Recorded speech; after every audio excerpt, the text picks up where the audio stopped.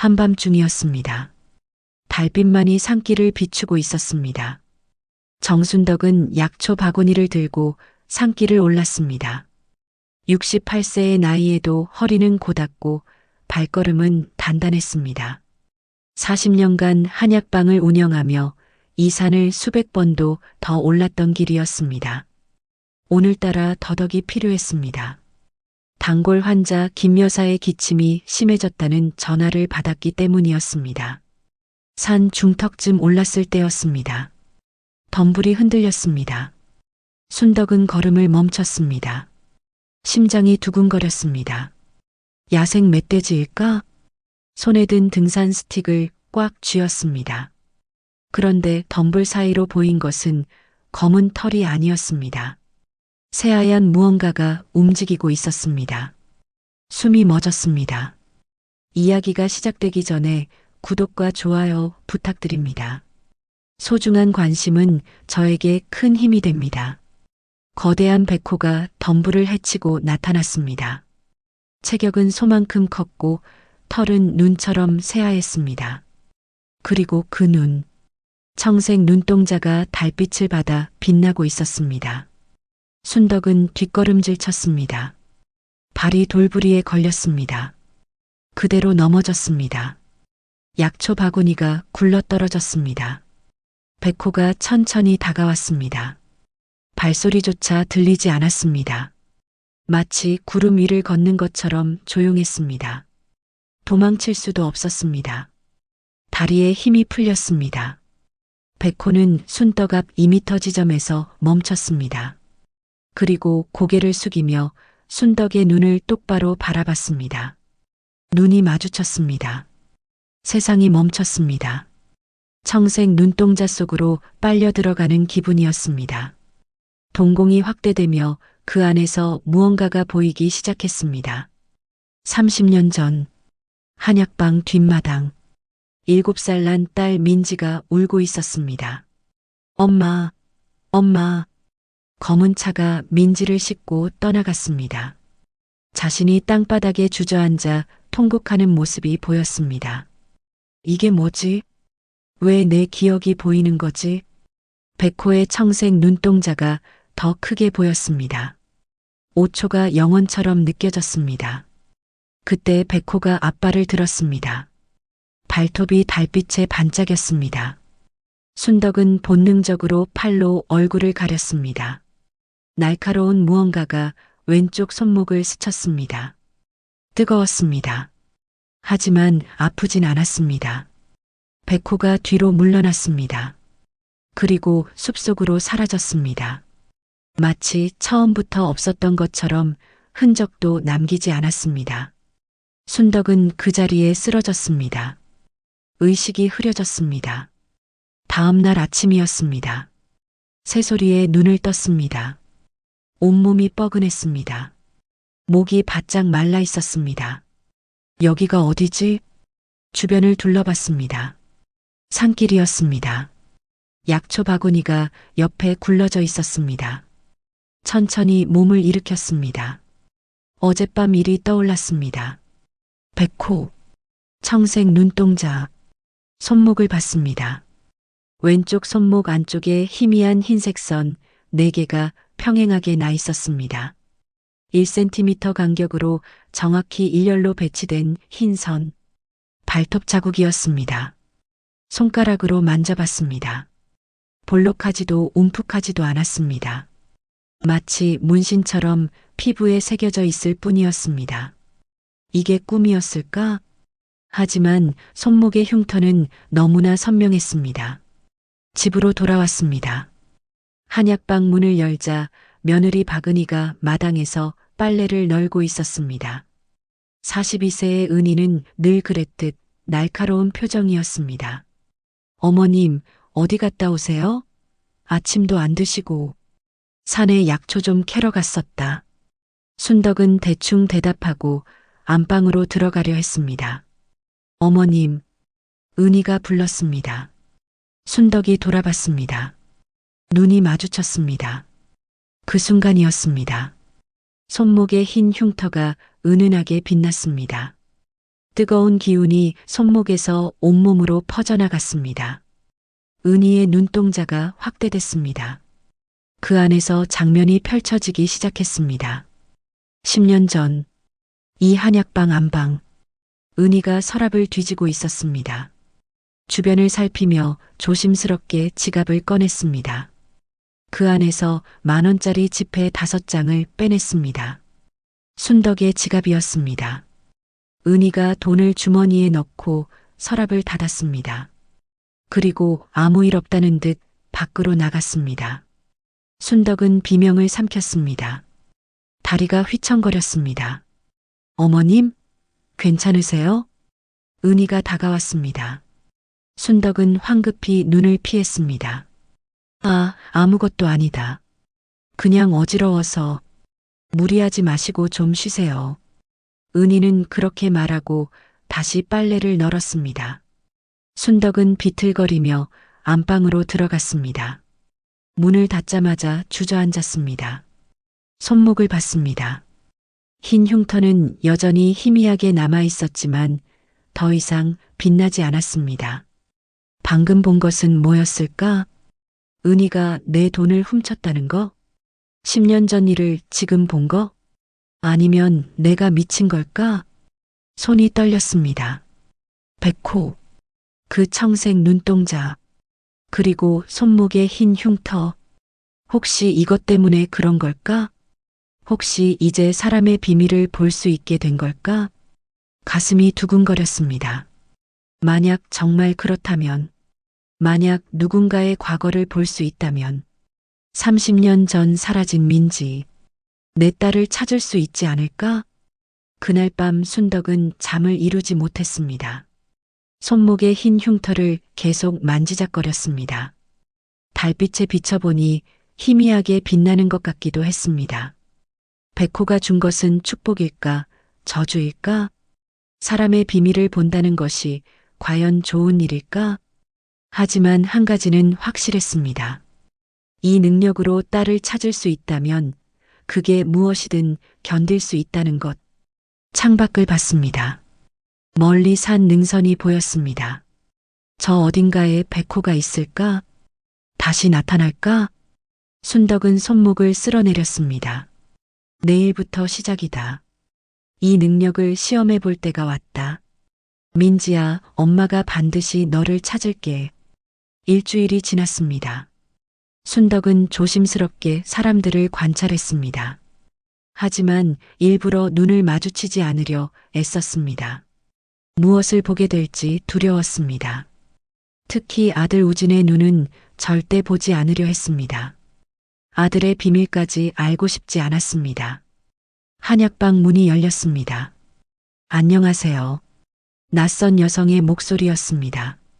순덕은 고개를 들었습니다. 30대 후반으로 보이는 여성이 문 앞에 서 있었습니다. 청순한 인상에 단정한 옷차림이었습니다. 어서 오세요. 어디가 불편하십니까? 순덕은 습관적으로 물었습니다. 하지만 여성의 눈은 보지 않았습니다. 시선을 처방전 용지에 고정했습니다. 불면증이 심해서요. 한 달째 잠을 제대로 못 자고 있어요. 여성이 의자에 앉았습니다. 순덕은 여전히 고개를 숙인 채 물었습니다. 언제부터 그러셨습니까? 정확히는 모르겠어요. 한 달 전쯤부터인 것 같은데 잠들면 자꾸 이상한 꿈을 꿔요. 어떤 꿈입니까? 잘 기억은 안 나는데 누군가 저를 부르는 것 같아요. 어머니 목소리 같기도 하고. 순덕의 손이 멈췄습니다. 어머니 목소리? 혹시 어머니와 사이가 안 좋으십니까? 아니요. 어머니는 제가 어릴 때 돌아가셨어요. 양어머니 밑에서 자랐거든요. 양어머니. 순덕의 심장이 빨리 뛰기 시작했습니다. 성함이 어떻게 되십니까? 이서영이요. 순덕은 천천히 고개를 들었습니다. 서영의 얼굴이 보였습니다. 맑은 피부, 또렷한 눈매. 어딘가 낯익은 느낌이 들었습니다. 맥을 좀 짚어보겠습니다. 순덕이 손을 내밀었습니다. 서영이 손목을 내밀었습니다. 순덕은 서영의 맥을 짚었습니다. 맥박이 조금 빠르긴 했지만 큰 문제는 없어 보였습니다. 처방전을 쓰기 시작했습니다. 산조인, 백자인, 용안육, 잠을 돕는 약재들을 적어 나갔습니다. 이 약을 일주일 드시고 다시 오세요. 순덕이 처방전을 건넸습니다. 서영이 받으려 손을 뻗었습니다. 그때였습니다. 서영의 목에 걸린 목걸이가 순덕의 눈에 들어왔습니다. 은색 잠자리 모양의 목걸이, 날개가 정교하게 세공되어 있었고 몸통에는 작은 청록색 보석이 박혀 있었습니다. 순덕의 숨이 멎었습니다. 저 목걸이는 30년 전 민지의 7번째 생일에 선물했던 그 목걸이. 민지가 그렇게 좋아했던, 실종되던 날도 목에 걸고 있었던. 손이 덜덜 떨렸습니다. 저기요. 순덕의 목소리가 갈라졌습니다. 네. 서영이 순덕을 올려다봤습니다. 눈이 마주쳤습니다. 그 순간 손목에 흰 흉터가 뜨겁게 달아올랐습니다. 세상이 정지했습니다. 서영의 눈동자가 확대됐습니다. 물속을 들여다보는 것처럼 희미하지만 선명하게 장면이 펼쳐졌습니다. 한약방 뒷마당. 30년 전 7살 정도의 여자아이가 울고 있었습니다. 엄마. 아이는 잠자리 목걸이를 꽉 쥐고 있었습니다. 검은 정장을 입은 남자가 아이를 안아 올렸습니다. 괜찮아. 엄마가 곧 올 거야. 싫어. 엄마. 아이는 발버둥을 쳤습니다. 하지만 남자는 아이를 검은 세단으로 데려갔습니다. 차 문이 닫혔습니다. 아이의 울음소리가 점점 멀어졌습니다. 순덕은 비명을 삼켰습니다. 온몸이 얼어붙었습니다. 손님? 괜찮으세요? 서영의 목소리가 들렸습니다. 순덕은 황급히 눈을 내리깔았습니다. 손목의 흉터는 여전히 뜨거웠습니다. 죄송합니다. 잠깐 어지러워서. 순덕은 책상을 붙잡았습니다. 서영이 자리에서 일어났습니다. 제가 물 좀 떠다 드릴까요? 아닙니다. 괜찮습니다. 순덕은 억지로 웃음을 지었습니다. 하지만 마음속은 태풍이 지나가고 있었습니다. 저 목걸이, 저 여자가 꿈에서 본 그 아이, 7살 때 잠자리 목걸이를 잡고 울던, 혹시 저 여자가 내 딸 민지? 저기 실례지만요. 순덕은 떨리는 목소리로 물었습니다. 그 목걸이 어디서 구하신 건지 여쭤봐도 될까요? 서영이 목걸이를 만지작거렸습니다. 이거요? 글쎄요, 잘 모르겠어요. 잘 모른다니요? 양어머니가 제가 입양됐을 때 가지고 있었다고 하더라고요. 제 친어머니 것이었을 거라고. 그래서 계속 간직하고 있어요. 친어머니, 입양. 순덕의 눈에 눈물이 맺혔습니다. 손님, 혹시 몇 살이십니까? 37이요. 30년 전이면 7살. 나이가 맞습니다. 언제 입양되셨는지 여쭤봐도 될까요? 순덕의 목소리는 절박했습니다. 서영은 고개를 갸웃거렸습니다. 정확히는 모르겠어요. 양부모님이 30년 전쯤이라고만 하셨어요. 제가 너무 어렸을 때라 기억이 없거든요. 30년 전, 7살, 잠자리 목걸이, 모든 것이 일치했습니다. 순덕은 눈물을 참았습니다. 목이 메었습니다. 혹시 입양되기 전 기억나는 게 있으십니까? 서영은 잠시 생각했습니다. 잘 모르겠어요. 가끔 꿈에서 어떤 목소리가 들리긴 하는데 그게 진짜 기억인지 꿈인지 구분이 안 돼요. 어떤 목소리입니까? 여자 목소리요. 민지야라고 부르는 것 같기도 하고. 민지. 순덕의 다리에 힘이 풀렸습니다. 의자를 붙잡고 겨우 중심을 잡았습니다. 손님, 정말 괜찮으세요? 얼굴이 새하얘지셨어요. 서영이 걱정스러운 표정으로 다가왔습니다. 괜찮습니다. 그냥 혈압이 좀 낮아서요. 순덕은 억지로 웃었습니다. 서영은 처방전과 돈을 건네고 한약방을 나갔습니다. 문이 닫히자마자 순덕은 책상에 고개를 묻었습니다. 눈물이 쏟아졌습니다. 민지, 우리 민지, 살아있었구나. 30년 동안 찾아 헤맸던 딸. 죽었을 거라고, 아니 죽었기를 바랐던. 살아있다는 게 더 고통스러울까봐. 하지만 살아있었습니다. 저 여자가 민지라면 어떻게 확인할 수 있을까? DNA 검사? 하지만 어떻게 저 사람을 설득하지? 갑자기 나타나서 당신이 제 딸이라고 말한다면 미친 사람 취급받을 게 뻔했습니다. 손목을 봤습니다. 흰 흉터 4개가 여전히 남아 있었습니다. 백호, 당신이 준 이 능력, 이것으로 딸을 찾을 수 있을까요? 아니면 이건 그저 잔인한 희망일 뿐일까요? 순덕은 창밖을 봤습니다. 서영이 골목 끝에서 사라지는 모습이 보였습니다. 내일 또 올까? 일주일 후에 다시 온다고 했습니다. 그때까지 방법을 찾아야 했습니다. 어떻게든 확인해야 했습니다. 저 여자가 정말 민지인지 30년 만에 찾은 이 실마리를 놓칠 수 없었습니다. 순덕은 손목에 흰 흉터를 쓸어내렸습니다. 백호님, 부디 이것이 헛된 희망이 아니길 바랍니다. 사흘이 지났습니다. 순덕은 서영의 얼굴을 잊을 수 없었습니다. 밤마다 잠자리 목걸이가 꿈에 나타났습니다. 한약방 문이 거칠게 열렸습니다. 며느리 은희였습니다. 손에 서류 뭉치를 들고 있었습니다. 어머님, 잠깐 이야기 좀 할까요? 은희의 목소리는 평소보다 날카로웠습니다. 순덕은 약재를 저울에 올리던 손을 멈췄습니다. 무슨 일이냐? 은희가 서류를 탁자 위에 내려놓았습니다. 이거 보세요. 부동산 중개 계약서예요. 순덕은 서류를 내려다봤습니다. 한약방 건물 매매 계약서였습니다. 이게 무슨 소리냐? 한약방을 파셔야죠. 이 건물 시세가 얼마인지 아세요? 5억은 받을 수 있어요. 순덕의 얼굴이 굳었습니다. 이 한약방을 팔라고? 네. 어차피 어머님도 이제 연세가 있으시잖아요. 언제까지 약 지으실 건 아니잖아요. 아직 내가 멀쩡한데 무슨 소리냐? 순덕의 목소리가 높아졌습니다. 은희도 지지 않았습니다.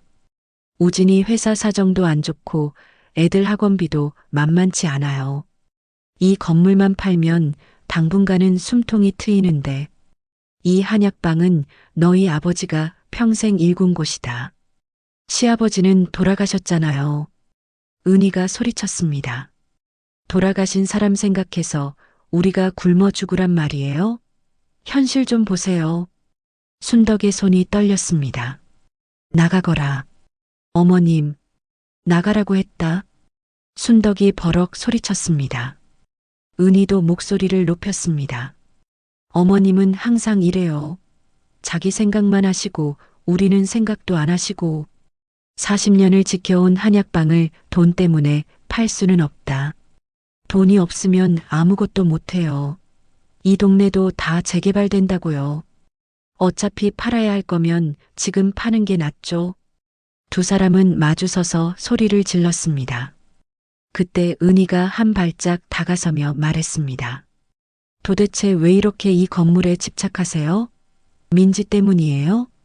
순덕의 숨이 멎었습니다. 뭐라고? 30년 전에 사라진 민지 언니 때문에 이러시는 거 아니에요? 은희의 목소리는 차가웠습니다. 민지 언니는 이미 죽었어요. 30년이 지났다고요. 순덕이 은희를 노려봤습니다. 눈이 마주쳤습니다. 그 순간이었습니다. 손목에 흰 흉터가 불타는 것처럼 뜨거워졌습니다. 세상이 멈췄습니다. 은희의 눈동자가 확대됐습니다. 물속처럼 흐릿하지만 선명한 장면이 펼쳐지기 시작했습니다. 30년 전 한약방 뒷마당 7살쯤 된 어린 은희가 2층 창문에서 내려다보고 있었습니다. 마당에 검은 세단이 멈춰 섰습니다. 차에서 정장을 입은 남자가 내렸습니다. 60대쯤 되어 보이는 품이 있는 남자였습니다. 순덕의 남편 동철이 마당으로 나왔습니다. 두 남자는 낮은 목소리로 이야기를 나눴습니다. 정장 남자가 가방에서 두꺼운 봉투를 꺼냈습니다. 동철이 고개를 저었습니다. 정장 남자가 다시 봉투를 내밀었습니다. 동철의 손이 떨렸습니다. 그는 한참을 망설이다가 봉투를 받았습니다. 그때 안쪽 방에서 아이의 울음소리가 들렸습니다. 엄마, 엄마. 민지의 목소리였습니다. 정장 남자가 안으로 들어갔습니다. 잠시 후 남자가 울고 있는 민지를 안고 나왔습니다. 민지는 잠자리 목걸이를 꽉 쥐고 있었습니다. 아빠, 아빠. 민지가 동철을 향해 손을 뻗었습니다. 동철은 고개를 돌렸습니다. 눈물이 그의 볼을 타고 흘러내렸습니다. 정장 남자가 민지를 차에 태웠습니다. 차 문이 닫혔습니다. 엔진 소리가 들렸습니다. 차가 천천히 움직였습니다. 동철은 그 자리에 주저앉았습니다. 두 손으로 얼굴을 감쌌습니다. 어깨가 들썩였습니다. 2층 창가의 어린 은희는 그 모든 것을 지켜보고 있었습니다. 공포에 질린 표정으로 순덕은 비명을 삼켰습니다. 온몸이 얼어붙었습니다. 아니, 저게 사실인가? 남편이 돈을 받고 민지를 넘긴 거? 우리 딸을 팔았다는 말인가? 어머님? 은희의 목소리가 들렸습니다. 순덕은 눈을 내리깔았습니다. 손목의 흉터는 여전히 뜨거웠습니다. 왜 그러세요? 얼굴이 왜 그래요? 은희가 걱정스럽게 물었습니다. 순덕은 은희를 똑바로 쳐다봤습니다. 너, 목소리가 떨렸습니다. 너 봤구나. 30년 전에. 은희의 얼굴이 하얗게 질렸습니다. 뭘 봤다는 거예요? 시아버지가 민지를 넘기는 걸. 내가 봤어. 은희는 뒷걸음질을 쳤습니다. 어떻게 아세요? 내 눈에서 봤다. 순덕은 자신의 손목을 내밀었습니다. 흰 흉터 4개가 희미하게 빛나고 있었습니다. 은희는 그 흉터를 보고 공포에 질린 표정을 지었습니다. 저게 뭐예요? 백호가 준 것이다. 사람의 과거를 보는 능력. 은희는 고개를 저었습니다. 말도 안 돼요. 그런 게 어떻게. 내가 7살 때 2층 창가에서 모든 걸 봤지. 검은 차, 정장 입은 남자, 돈다발, 그리고 민지. 은희의 입술이 파르르 떨렸습니다. 저는 왜 30년 동안 말하지 않았느냐? 순덕의 목소리는 낮았지만 무거웠습니다. 말할 수가 없었어요.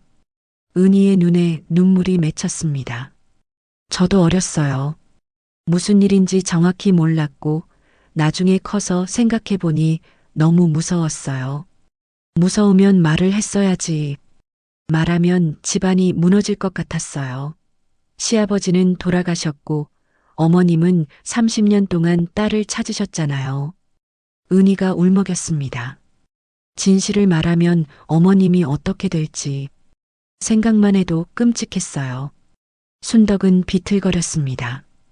의자를 붙잡고 겨우 앉았습니다. 남편, 당신이 그랬단 말인가? 돈을 받고 민지를 넘겼다고. 왜 그랬습니까? 은희는 서류를 집어들었습니다. 저 먼저 갈게요. 발걸음이 허둥지둥했습니다. 문이 닫혔습니다. 순덕은 한참을 그 자리에 앉아 있었습니다. 눈물이 나지 않았습니다. 너무 충격적이어서 눈물조차 나오지 않았습니다. 남편의 얼굴이 떠올랐습니다. 늘 온화하고 다정했던 사람. 환자들에게 친절했던 한의사. 그 사람이 어떻게 딸을 팔 수 있었을까? 돈이 필요했던 걸까? 아니면 다른 이유가 있었을까? 순덕은 천천히 일어났습니다. 안방으로 걸어갔습니다. 남편의 유품이 보관된 서랍이 있었습니다. 그 안에 답이 있을지도 몰랐습니다. 왜 그랬는지, 어떤 이유로 민지를 보냈는지 알아야 했습니다. 진실을 알아야 했습니다. 비록 그 진실이 자신을 무너뜨릴지라도. 이틀 후였습니다. 순덕은 남편의 서랍을 뒤지고 있었습니다. 하지만 특별한 것은 나오지 않았습니다. 오래된 처방전, 약재거래 명세서, 그리고 낡은 사진 몇 장뿐이었습니다. 한약방 문이 열렸습니다. 안녕하세요. 서영의 목소리였습니다. 순덕은 황급히 고개를 들었습니다. 서영이 들어오고 있었습니다. 그리고 그 뒤에 낯선 남자가 함께였습니다. 60대 중반쯤 되어 보이는 남자였습니다. 품위 있는 양복 차림에 고급스러운 시계를 차고 있었습니다. 순덕의 심장이 쿵 떨어졌습니다. 저 남자, 은희의 기억에서 본 그 남자, 정장을 입고 돈다발을 건넸던, 민지를 차에 태웠던, 어머님, 이분은 제 아버지세요. 서영이 소개했습니다. 남자가 정중하게 고개를 숙였습니다. 처음 뵙겠습니다. 강태수라고 합니다. 순덕은 아무 말도 하지 못했습니다. 입술이 바짝 말랐습니다. 앉으시죠. 겨우 그 말만 했습니다. 두 사람이 의자에 앉았습니다. 침묵이 흘렀습니다. 강태수가 먼저 입을 열었습니다. 서영이에게 들었습니다. 불면증 치료를 받으러 왔었다고. 네. 순덕의 대답은 짧았습니다. 그런데 선생님께서 목걸이에 대해 여쭤보셨다고 하더군요. 순덕은 서영을 쳐다봤습니다. 서영이 조심스럽게 말했습니다. 어머님이 제 잠자리 목걸이를 보시고 놀라셨어요. 혹시 아시는 분 것이냐고 물으시길래 아버지께 말씀드렸어요. 강태수가 한숨을 쉬었습니다. 사실 저는 오늘 고백하러 왔습니다. 순덕의 손이 떨렸습니다. 고백이라니요? 30년 전 일입니다. 강태수의 목소리는 무겁고 낮았습니다. 제가 서영이를 데려왔습니다. 이곳에서. 순덕의 숨이 멎었습니다. 뭐라고요? 서영이의 친어머니는 정순덕 선생님, 당신입니다. 서영이 깜짝 놀라 아버지를 쳐다봤습니다. 아빠, 무슨 소리예요? 미안하다, 서영아. 너에게 말하지 못했구나. 강태수의 눈가가 붉어졌습니다. 순덕은 자리에서 일어났습니다. 다리가 휘청거렸습니다. 탁자를 붙잡았습니다. 당신이 민지를 데려간 겁니까? 그렇습니다. 왜입니까? 돈이 목적이었습니까? 순덕의 목소리가 떨렸습니다. 강태수는 고개를 저었습니다. 아닙니다. 돈 때문이 아니었습니다. 그럼 뭡니까? 선생님, 제 눈을 보십시오. 강태수가 천천히 고개를 들었습니다. 당신은 과거를 볼 수 있다고 들었습니다. 서영이가 말했습니다. 손목에 이상한 흉터가 있고 그것이 빛났다고. 순덕은 자신의 손목을 내려다봤습니다. 흰 흉터 4개가 희미하게 남아 있었습니다. 제 눈을 보십시오. 진실을 보실 수 있다면 보십시오. 강태수가 순덕을 똑바로 쳐다봤습니다. 눈이 마주쳤습니다. 손목의 흉터가 불처럼 뜨거워졌습니다. 세상이 멈췄습니다. 강태수의 눈동자가 확대됐습니다. 과거가 펼쳐지기 시작했습니다. 30년 전, 대학 병원 복도, 젊은 강태수가 의사와 이야기하고 있었습니다. 급성 골수성 백혈병입니다. 빨리 치료하지 않으면. 의사는 말을 흐렸습니다. 얼마나 걸립니까? 적어도 5천만 원은 있어야 합니다. 그리고 국내 치료로는 한계가 있습니다. 미국에 전문 병원이 있는데. 강태수의 얼굴이 창백해졌습니다. 병실 안. 침대에 누운 여자가 있었습니다. 강태수의 아내였습니다. 그녀는 너무나 야위어 있었습니다. 여보, 괜찮아요. 곧 나을 거예요. 강태수가 아내의 손을 잡았습니다. 하지만 2달 후, 장례식장, 강태수는 아내의 영정 앞에서 무릎을 꿇고 울고 있었습니다. 미안해. 내가 돈이 없어서, 내가 무능해서. 그로부터 1년 후, 강태수는 우연히 한약방 앞을 지나가고 있었습니다. 안에서 아이의 울음소리가 들렸습니다. 한의사 정동철이 아이를 안고 밖으로 나왔습니다. 민지야, 괜찮아. 금방 나을 거야. 아이는 심하게 기침을 했습니다. 강태수는 그 모습을 보고 멈춰섰습니다. 며칠 후, 강태수는 다시 한약방을 찾았습니다. 동철과 마주 앉았습니다. 따님이 백혈병이라고 들었습니다. 동철의 얼굴이 굳었습니다. 어떻게 아십니까? 저도 아내를 같은 병으로 잃었습니다. 동철은 고개를 떨어뜨렸습니다. 치료비가 없습니다. 집도 한약방도 다 담보로 잡혀 있습니다. 제가 돕고 싶습니다. 강태수가 말했습니다. 하지만 조건이 있습니다. 따님을 제게 주십시오. 양딸로 삼겠습니다. 동철은 고개를 저었습니다. 안 됩니다. 그건 안 됩니다. 미국 최고의 병원으로 보내드리겠습니다. 완치될 때까지 제가 책임지겠습니다. 아내가 알면. 동철의 목소리가 떨렸습니다. 아내는 30년 전 민지를 찾아 미쳐버릴 겁니다. 하지만 따님은 살 수 있습니다. 강태수가 조용히 말했습니다. 죽은 딸로 기억되는 것과 어디선가 살아있는 것. 어느 쪽이 낫겠습니까? 동철은 한참을 울었습니다. 그리고 고개를 끄덕였습니다. 대신 부탁이 있습니다. 민지가 25살이 되면 진실을 말해 주십시오. 그때는 스스로 판단할 수 있을 테니까. 약속하겠습니다. 한약방 뒷마당. 검은 세단이 멈춰섰습니다. 강태수가 돈뭉치를 건넸습니다. 이건 사례가 아닙니다. 따님의 앞으로의 생활비입니다. 동철은 떨리는 손으로 돈을 받았습니다. 안에서 민지의 울음소리가 들렸습니다. 강태수가 민지를 안고 나왔습니다. 아빠, 아빠. 민지가 동철을 향해 손을 뻗었습니다.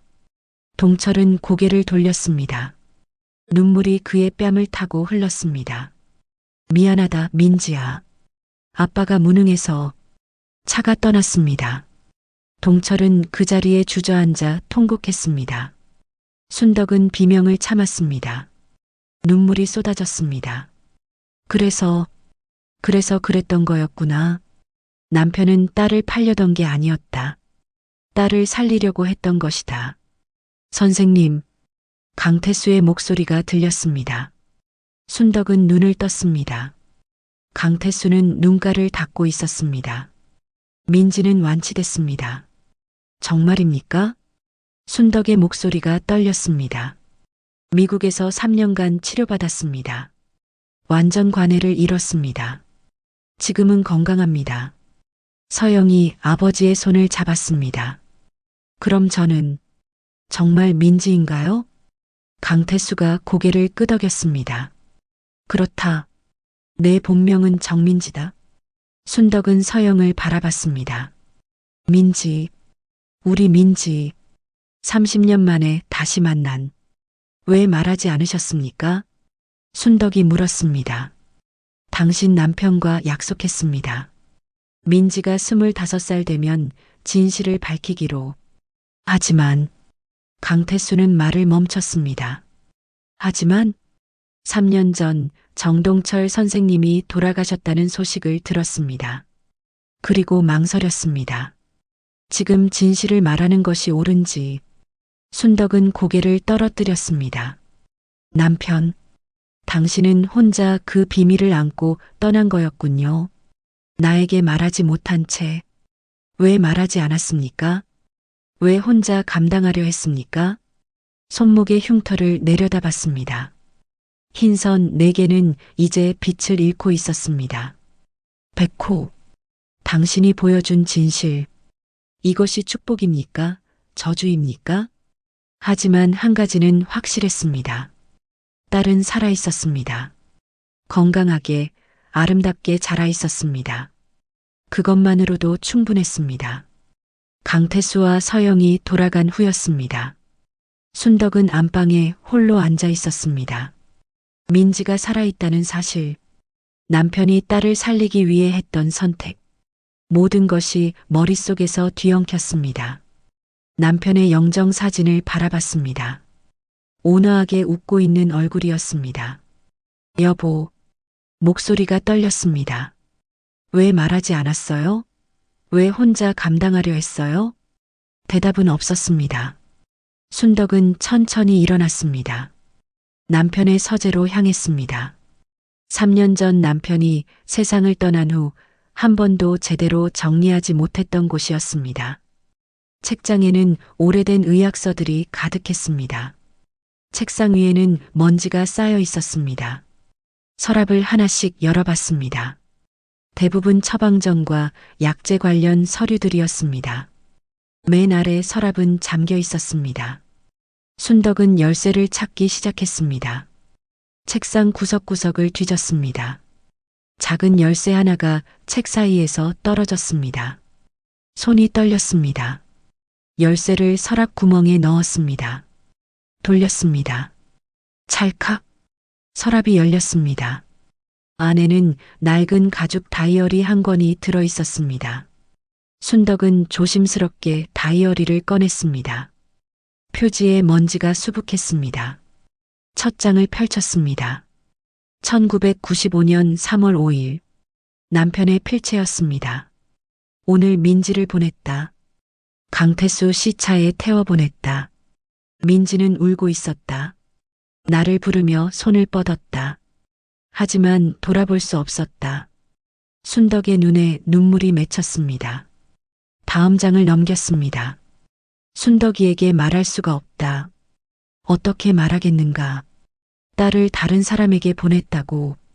차라리 죽었다고 믿는 게 나을 것 같다. 손이 떨렸습니다. 페이지를 계속 넘겼습니다. 1996년 5월 12일. 강 씨에게서 사진이 왔다. 민지가 미국 병원에서 치료받는 사진이다. 많이 야위었지만 웃고 있다. 이 사진을 순덕이에게 보여주고 싶다. 하지만 보여줄 수 없다. 1997년 8월 20일. 민지가 완치됐다는 소식을 들었다. 의사들도 놀랄 만큼 잘 회복됐다고 한다. 감사하다. 정말 감사하다. 1998년 3월 15일. 민지가 초등학교에 입학했다. 강 씨가 보내준 사진을 봤다. 교복을 입은 모습이 얼마나 예쁜지. 순덕이가 보면 얼마나 좋아할까. 순덕은 책을 가슴에 안았습니다. 눈물이 멈추지 않았습니다. 남편은 알고 있었습니다. 30년 동안 모든 것을, 매년 민지의 사진을 받아보며 혼자서 그리워하며 왜 말하지 않았을까요? 다시 책을 펼쳤습니다. 2020년 6월 3일. 민지가 25살이 됐다. 강 씨와의 약속대로 이제 진실을 밝힐 때가 됐다. 하지만 순덕이에게 어떻게 말할까? 30년간 숨겨왔던 것을. 2021년 2월 10일. 건강검진 결과가 좋지 않다. 심장에 문제가 있다고 한다. 수술이 필요하다고. 하지만 나이가 있어 위험하다고 한다. 순덕의 숨이 막혔습니다. 2021년 9월 18일. 요즘 가슴이 자주 아프다. 약을 먹어도 소용이 없다. 시간이 얼마 남지 않은 것 같다. 순덕이에게 말해야 하는데 차마 입이 떨어지지 않는다. 2022년 1월 5일. 오늘 강 씨를 만났다. 부탁했다. 내가 죽거든 순덕이에게 진실을 말해달라고. 하지만 시기는 강 씨가 판단해달라고. 순덕이가 감당할 수 있을 때. 마지막 페이지였습니다. 2022년 3월 2일. 순덕아, 미안하오. 당신에게 말하지 못한 채 떠나게 됐소. 민지는 살아있소. 건강하게 잘 자랐소. 당신은 좋은 어머니였소. 30년간 딸을 그리워한 당신은 세상 어느 어머니보다 위대했소. 순덕은 다이어리를 덮었습니다. 고개를 들어 책상 위 남편의 사진을 봤습니다. 사진 속 남편이 웃고 있었습니다. 눈이 마주치는 듯 했습니다. 그 순간이었습니다. 손목에 흰 흉터가 갑자기 뜨겁게 달아올랐습니다. 지금까지와는 다른 강렬함이었습니다. 마치 불에 대는 것 같았습니다. 세상이 멈췄습니다. 사진 속 남편의 눈이 살아 움직이는 것 같았습니다. 그리고 기억들이 쏟아지기 시작했습니다. 폭포처럼, 홍수처럼 남편의 30년이 순식간에 펼쳐졌습니다. 매년 강태수에게서 받은 민지의 사진들, 사진을 보며 혼자 눈물 흘리던 밤들, 순덕이 민지 이름을 부르며 울 때마다 옆에서 함께 울던 모습, 미안하오, 순덕. 말하고 싶지만 말할 수 없소. 딸을 한 번 잃은 당신에게 또다시 상처를 줄 수는 없소. 민지가 죽었다고 믿는 것과 살아있지만 볼 수 없다는 것, 어느 쪽이 더 고통스러울까? 당신이 견딜 수 있을 때까지 기다리겠소. 병원 침대에 누워있던 마지막 순간. 순덕아, 미안하오. 끝내 말하지 못하고 가는구려. 민지를 부탁하오.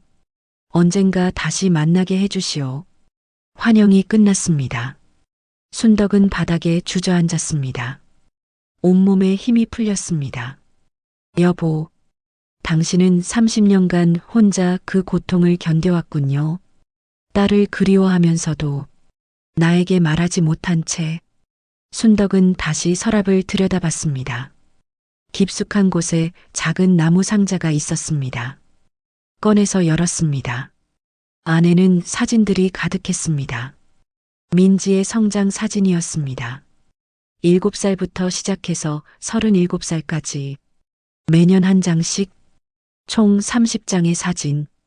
병원 침대에서 웃고 있는 어린 민지, 초등학교 교복을 입은 민지, 중학교 졸업식 날의 민지, 대학 졸업 가운을 입은 민지, 그리고 가장 최근 사진, 미술 치료사가 된 민지가 아이들과 웃고 있는 모습. 순덕은 사진 한 장 한 장을 쓰다듬었습니다. 눈물이 사진 위에 떨어졌습니다. 민지야, 엄마가 너의 30년을 지켜보지 못했구나. 하지만 아빠는 지켜봤어. 매 순간 너를 그리워하며 내가 건강하게 자라기를 바라며. 순덕은 사진들을 가슴에 안았습니다. 고맙습니다, 여보. 목소리가 떨렸습니다. 민지를 살려줘서, 지켜줘서. 창밖을 봤습니다. 해가 지고 있었습니다. 붉은 노을이 하늘을 물들였습니다. 순덕은 손목을 내려다봤습니다. 흰 흉터가 점점 희미해지고 있었습니다. 백호가 준 능력, 이제 끝나가는 걸까요? 아니면 할 일을 다한 걸까요? 하지만 한 가지는 확실했습니다. 이제 민지를 만나야 한다는 것. 30년 만에 엄마로서 딸을 안아야 한다는 것. 순덕은 사진들을 조심스럽게 상자에 다시 담았습니다. 내일 민지에게 이 사진들을 보여줘야겠습니다. 아빠가 얼마나 딸을 사랑했는지, 30년간 얼마나 그리워했는지, 그리고 엄마도 한 번도 잊은 적이 없다고. 순덕은 천천히 일어났습니다. 남편의 영정 앞에 섰습니다. 여보, 내일 민지를 만날 겁니다. 눈물이 또 흘렀습니다. 함께 가지 못해 미안해요. 밖에서 바람 소리가 들렸습니다. 멀리서 무언가 울부짖는 소리 같았습니다. 백호의 울음소리 같기도 했습니다. 순덕은 창밖을 바라봤습니다. 어둠 속에서 무언가 하얀 것이 움직이는 것 같았습니다. 하지만 눈을 깜빡이자 사라졌습니다. 환영이었을까요? 손목의 흉터를 만졌습니다. 이제 거의 보이지 않을 정도로 희미해졌습니다. 백호님, 당신이 준 선물, 이제 돌려드려야 할 때인가요? 하지만 괜찮습니다. 딸을 찾았으니까요. 그것만으로 충분합니다. 다음 날 아침이었습니다. 순덕은 이른 시간에 한약방 문을 열었습니다. 손에는 남편이 남긴 사진 상자를 들고 있었습니다. 강태수에게 전화를 걸었습니다. 오늘 서영 씨와 함께 와주실 수 있습니까? 물론입니다. 1시간 후 두 사람이 도착했습니다. 서영은 불안한 표정이었습니다. 어머님, 무슨 일이세요? 순덕은 상자를 테이블 위에 올려놓았습니다. 이걸 보여드리고 싶어서요. 상자를 열었습니다. 사진들이 나왔습니다. 서영은 숨을 멈췄습니다. 이건 자신의 얼굴이었습니다. 7살부터 37살까지 30년의 시간이 사진 속에 담겨 있었습니다. 아버지가 매년 보내주신 사진입니다. 순덕의 목소리가 떨렸습니다. 30년간 당신을 지켜봤어요. 혼자서. 서영은 사진 한 장을 집어들었습니다. 어린 시절 병원 침대에서 웃고 있는 자신의 모습이었습니다. 저는 기억이 안 나요. 너무 어렸을 때라. 괜찮아요. 순덕이 서영의 손을 잡았습니다. 기억나지 않아도 괜찮아요. 지금 여기 있는 것만으로 충분해요. 서영의 눈에 눈물이 고였습니다. 정말 제가 민지인가요? 정말 어머니의 딸이 맞나요? DNA 검사를 해봅시다. 강태수가 말했습니다. 그래야 서영이도 확신할 수 있을 겁니다. 순덕은 고개를 끄덕였습니다. 사흘 후였습니다. 순덕은 병원 상담실에 앉아 있었습니다. 서영과 강태수도 함께였습니다. 의사가 서류를 들고 들어왔습니다. 검사 결과가 나왔습니다. 모두의 시선이 의사에게 쏠렸습니다. 99.99% 확률로 모녀관계입니다. 순덕의 눈에서 눈물이 쏟아졌습니다. 서영도 울고 있었습니다. 엄마. 서영이 떨리는 목소리로 불렀습니다. 엄마라고 불러도 될까요? 순덕은 대답 대신 서영을 안았습니다. 30년 만의 포옹이었습니다. 강태수도 눈물을 닦았습니다. 한약방으로 돌아왔습니다. 순덕은 서영을 뒷마당으로 데려갔습니다. 30년 전 민지가 끌려가던 바로 그곳이었습니다. 여기가 마지막으로 널 본 곳이야. 순덕이 말했습니다. 너는 울고 있었고 잠자리 목걸이를 꽉 쥐고 있었어. 서영은 자신의 목걸이를 만졌습니다. 제가 여기 있었던 거죠? 그래. 7살이었어. 내 손을 놓지 않으려고 발버둥 쳤었지. 순덕의 목소리가 떨렸습니다. 서영은 마당을 둘러봤습니다. 뭔가 익숙한 느낌이 들었습니다. 어디선가 본 것 같은. 그때 갑자기 머릿속에 장면이 떠올랐습니다. 희미하지만 한약방 안에서 대추차 끓이는 냄새. 민지야, 이리 와. 차 마셔. 따뜻한 목소리. 엄마, 나 학교 다녀올게. 조심히 다녀와. 손을 잡고 걷던 길. 엄마, 저 잠자리 봐. 예쁘지? 민지 목걸이랑 똑같네. 서영은 고개를 들었습니다. 눈물이 흘렀습니다. 기억나요. 뭐가? 엄마가 만들어주시던 대추차 냄새요. 순덕은 숨을 멈췄습니다. 정말? 네. 달콤하고 따뜻한 냄새. 지금도 맡을 수 있어요. 서영이 순덕을 바라봤습니다. 눈이 마주쳤습니다. 그 순간이었습니다. 순덕의 손목 흉터가 마지막으로 강렬하게 빛났습니다. 지금까지와는 다른 느낌이었습니다. 따뜻했습니다. 고통스럽지 않았습니다. 두 사람의 기억이 교차했습니다. 순덕은 민지의 30년을 봤습니다. 미국 병원에서의 고통, 하지만 이겨낸 의지, 양부모의 사랑, 건강하게 자라난 모습, 미술 치료사가 되어 아이들을 돕는 모습, 그리고 서영은 어린 시절의 기억을 받습니다. 엄마의 따뜻한 손, 함께 걷던 길, 한약방의 약초 냄새, 민지야라고 부르던 목소리, 두 사람 모두 눈물을 흘렸습니다. 엄마, 서영이 순덕을 안았습니다. 보고 싶었어요. 기억은 없었지만 마음은 기억하고 있었어요. 나도야 민지야. 30년 내내 보고 싶었어. 두 사람은 한참을 안고 있었습니다. 하늘에서 바람이 불었습니다. 멀리서 울음소리가 들렸습니다. 백호의 울음소리였습니다. 순덕은 고개를 들어 하늘을 봤습니다.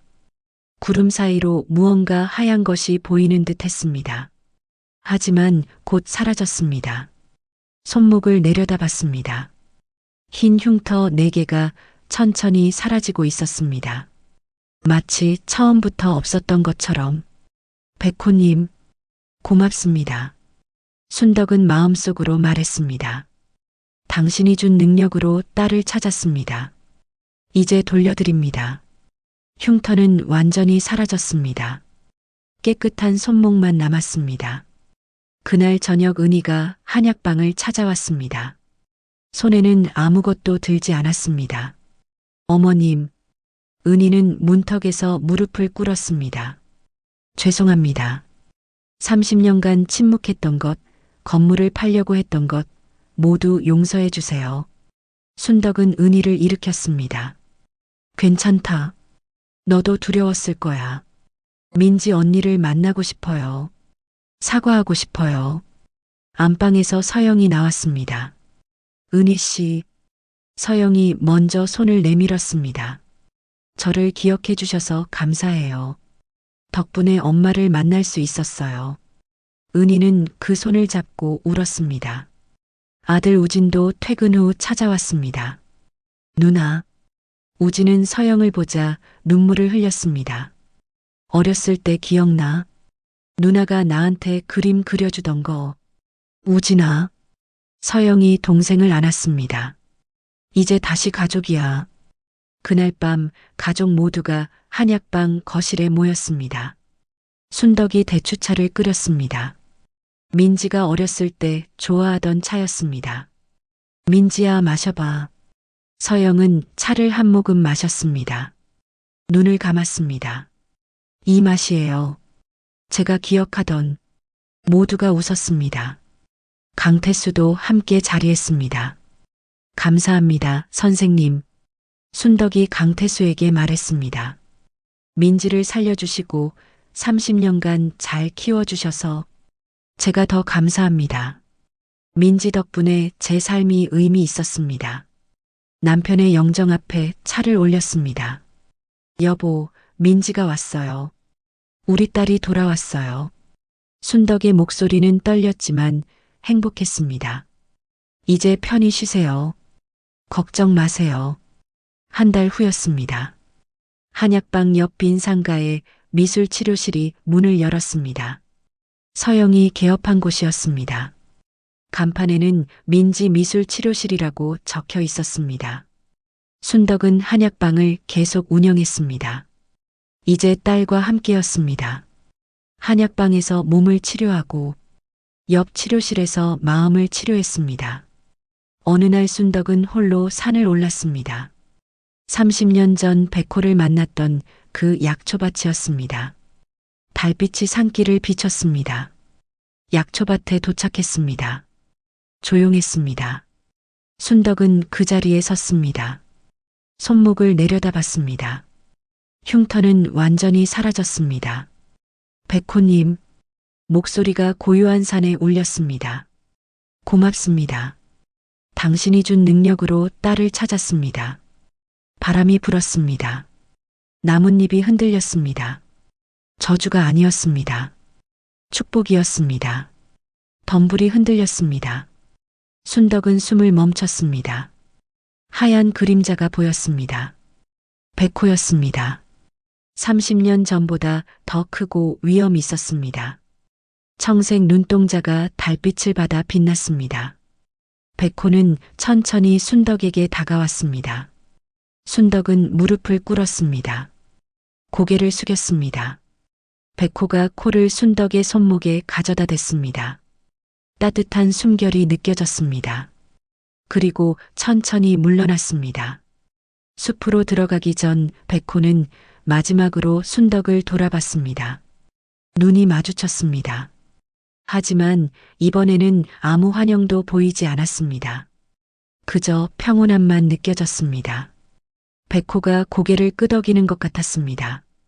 그리고 어둠 속으로 사라졌습니다. 순덕은 한참을 그 자리에 앉아 있었습니다. 하늘을 올려다봤습니다. 별이 가득했습니다. 여보, 보고 있어요? 우리 민지가 돌아왔어요. 눈물이 흘렀습니다. 하지만 슬픈 눈물이 아니었습니다.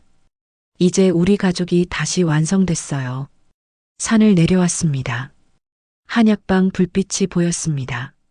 안에서 민지가 웃으며 약재를 정리하고 있었습니다. 순덕은 웃음을 지었습니다. 30년의 기다림. 길고 고통스러운 시간이었습니다. 하지만 헛되지 않았습니다. 백호가 준 것은 저주가 아니었습니다. 잃어버린 진실을 찾는 능력, 그리고 딸을 되찾을 운명이었습니다. 순덕은 한약방 문을 열었습니다. 엄마 오셨어요? 민지가 환하게 웃었습니다. 응, 다녀왔다. 어디 갔다 오셨어요? 그냥 산책. 인사하러 갔었지. 누구한테요? 은인한테. 순덕은 민지의 어깨를 안았습니다.